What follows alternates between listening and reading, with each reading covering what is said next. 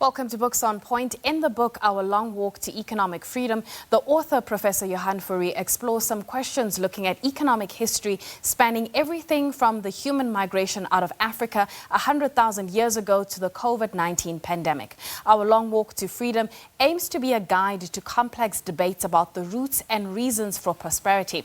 I spoke to Prof Fourie about the inspiration behind the book.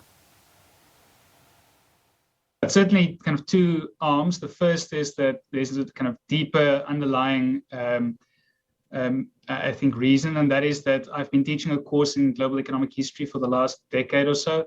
And there I've realized that students are quite pessimistic about the future, both their own future and that of the country.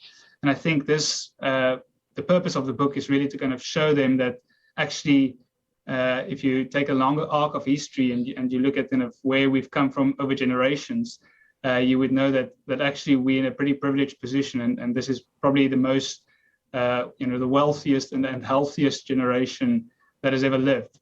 So I think that is an important reflection to have, and I think that motivates a lot of students.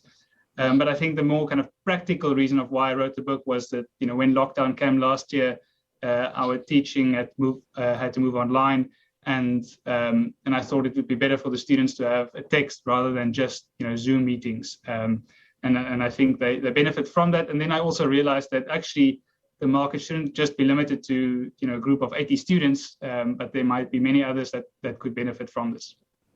You have very interesting chapters, in particular the names of your chapters. Let's touch on why those particular events in history and why they stood out for you when you look at it from the perspective that there could have been other historical topics to touch on. Yeah, that's certainly right. This is my kind of choice of topics. I think it's informed by wanting to write a global economic history from an African perspective. Most of the economic histories that are available in the field are written from a Eurocentric or American perspective, and I thought it's important to kind of highlight the role that Africa has played in the kind of emergence of a global economy, but also to tell us what are the lessons that we can learn, both the good and the bad lessons. That obviously we can repeat the good ones and try and avoid the bad lessons. So I think it's trying to also give a sense of ownership in a global story that Africans have played. Okay, so let's talk about Africans, especially when we look at chapter 1. So you talk about who were the architects of Wakanda, but then you also bring in economic history and how we've looked at Africa.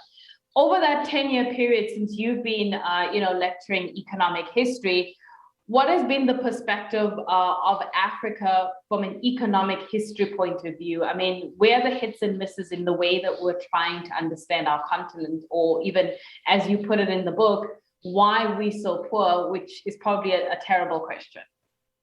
Yeah, I think it's that kind of last point is perfect, right? It's that we often ask the wrong questions, and so. Certainly, when we think about Africa, certainly the students that are in my class, but I also, I've taught at several different places, and almost everywhere, the idea that Africa has always been poor is kind of found, and that's just simply wrong, right? You can go back only 50 years, and you would find that there's enough evidence, empirical evidence, to show that wages of unskilled laborers in Africa were higher than those in Asian countries, for example. And if you go back 500 years and 1,000 years, you find these kind of amazing empires, of course. So I think it's also reflecting on that, and so asking the question, why did those empires arise, and perhaps also why did they decline, and also then obviously in the kind of more recent period, what happened in the late 20th century, so that many of the African countries which we know now were prospering in several dimensions, but then also obviously given where we are now, that Africa is in fact the country or the continent with the lowest level of income. Why is that? And perhaps again learning from those lessons of what to avoid. Right. So the one chapter I found interesting was chapter 5, where we look at the topics of custom, command, and the market. How do we take that and apply it to our current reality? Is that possible?